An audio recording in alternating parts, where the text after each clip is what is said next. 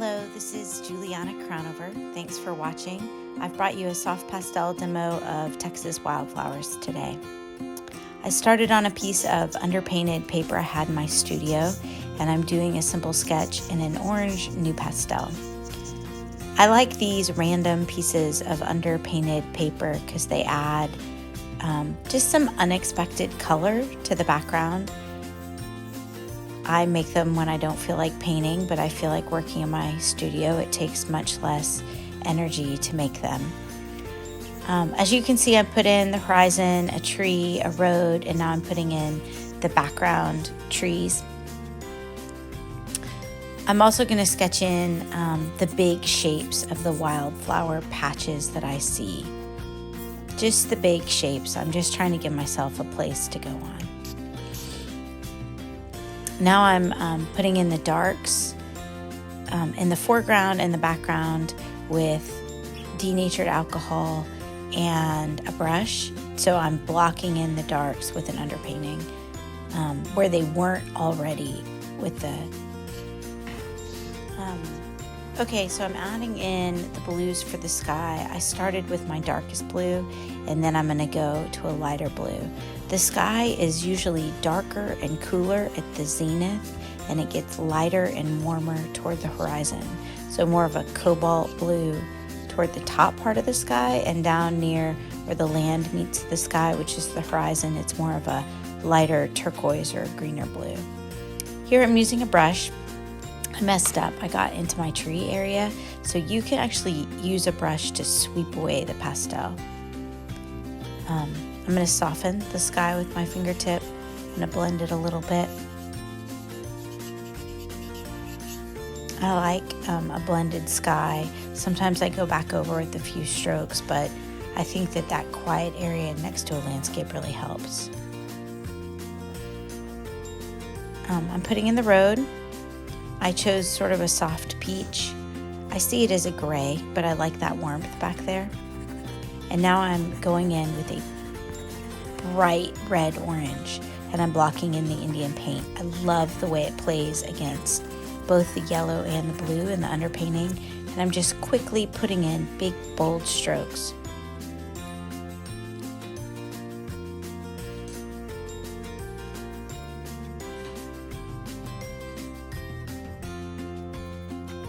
I'm picking a different red orange, a little bit brighter, and I'm putting it on top of my first red orange. I always start with my big, bold, bright colored shapes. It's much easier to quiet down something bright than to make something dull try to pop. So I always start with my biggest, boldest colors, and then I'll quiet those down. So it's easy to put grass on top of flowers. It's harder to put flowers on top of grass. So I always start with my flowers first. Plus, they're more fun. In this composition, there's red flowers, blue flowers, and yellow flowers, sort of like a primary color flag in this field. So I'm just blocking in the blue, the yellow, and the red, trying to get the big shapes in.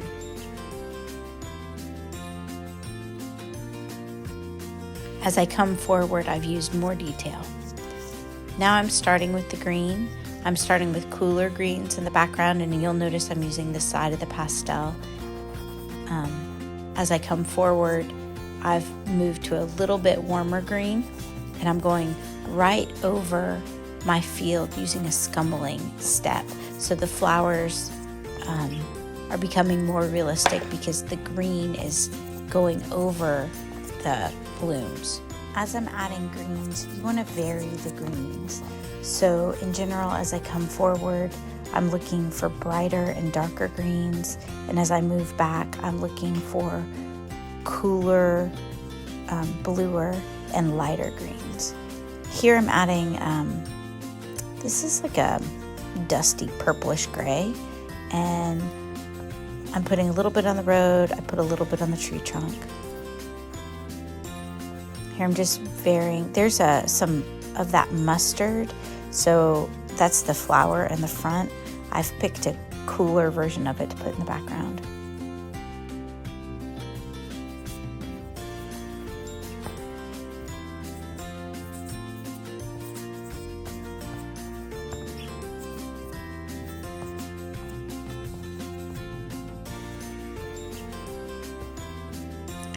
I'm softening some of the edges with the side of a pastel. So I'm using that yellow green to blend and add detail. And now I'm doing the same thing with the new pastel.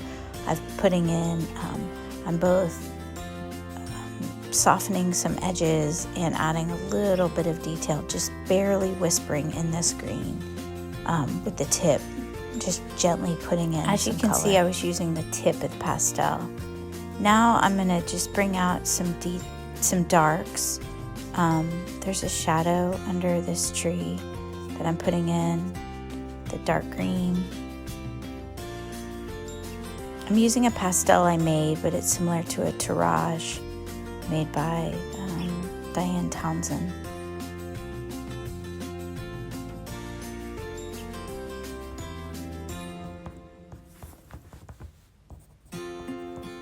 I'm gonna add some details in the colors I see, so I'm gonna go for a little bit different variation. This is a lighter yellow in the very foreground. I'm just adding some, I don't know, seed heads or variation on these blooms.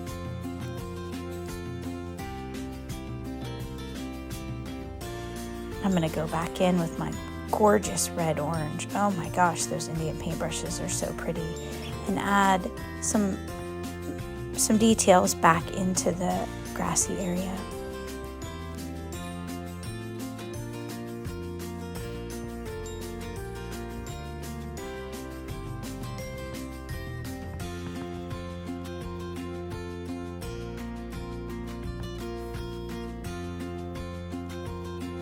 I'm adding a few little blooms way back in the distance, and you can see I softened them with my pinky. Just delighting in the color. It's so fun.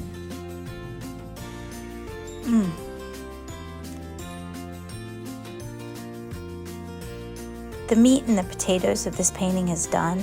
At this point, you just get to play, and it's kind of what makes it all worthwhile. It's like you get to this point in the painting and you just get to delight in the color and the stroke and the variation of creation, really. It's really, I love nature, and I love how you can depict all these little subtleties just with sticks of pigment. It's kind of a miracle.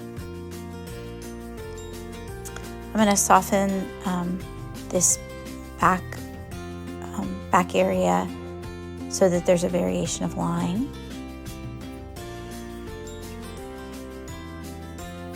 Now I'm going to add, this is where you get to delight some of the details, and I'm going to add a little split rail fence here along this road. And I'm using a piece of vine charcoal. I would usually use a new pastel, but I don't actually have one here in the box I'm working from. I had an orange one, but I don't have very many colors, so I'm using a piece of vine charcoal. And I'm going to add a few details on this tree with vine charcoal as well.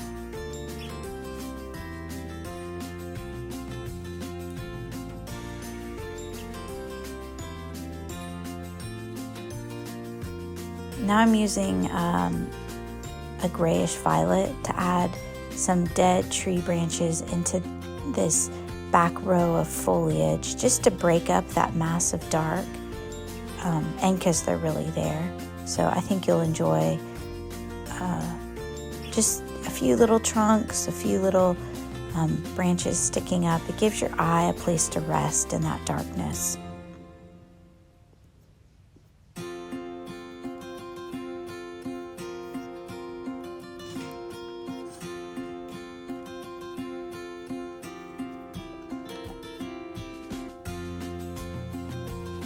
At this point, I'm going to stand back and look at what I've decided I need to make a couple small changes. One is I'm going to lighten the horizon of the sky. There's just not enough value change in the whole painting, and so I'm going to add a much lighter area in the sky. So the way I'm doing that is I'm taking a light turquoise, I'm putting it over the whole bottom section of the sky, and I'm going to blend it into what was already there with my pinky. And I'm blending it both into the sky above and a little bit into that back row of trees below, so that the whole thing just pushes back.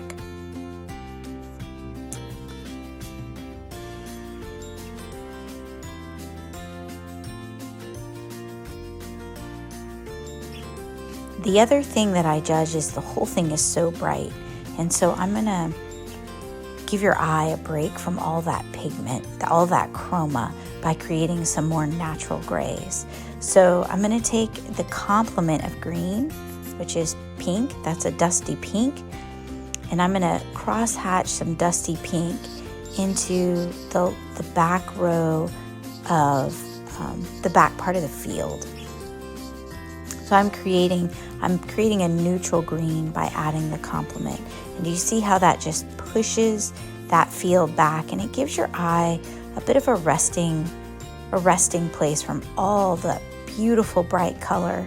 It's beautiful, but it's kind of hard to swallow, so I'm giving you a break from it.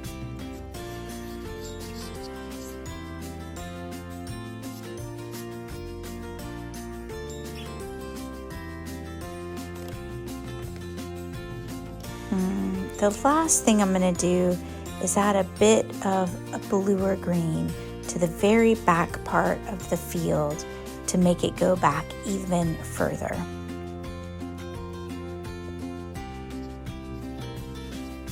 Actually, first I'm going to add some dark green to this live oak tree, to the foliage and to the shade below. Live oaks are twice as wide as they are tall, so I really want to get that. This is a hot, bright day, so I really want that the shade and the foliage of this live oak to be ample and inviting. I can just imagine walking into this painting and going for a picnic under that tree. The tree looks a little flat to me, so I'm going to add a warm olive to the foliage to bring some dimension to the tree.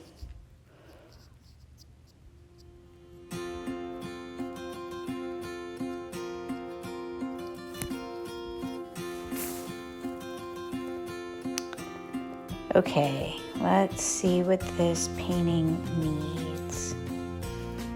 Now I think I'm going to bring in that lighter, cooler green, kind of a sea foam that I was thinking I needed.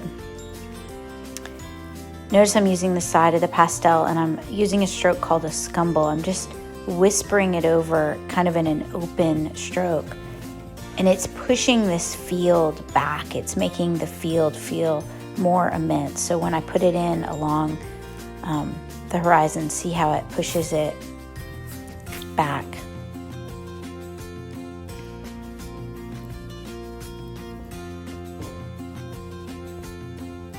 This is a trick that you can use, a lighter, cooler color. If you're doing something that has,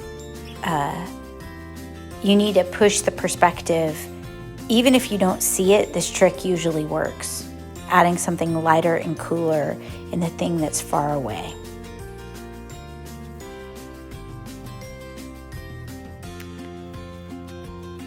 And just a few more hints of bright green in here. This is a lighter version of that mustard yellow, just for fun.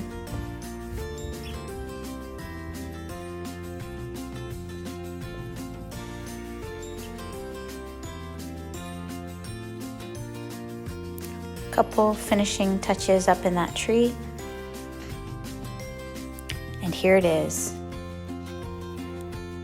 I want you guys to get a close-up of how loose this painting is up close. It's just a bunch of dabs and dots of color. But when you step back, you have a beautiful Texas wildflower landscape. Thanks for watching. Please subscribe.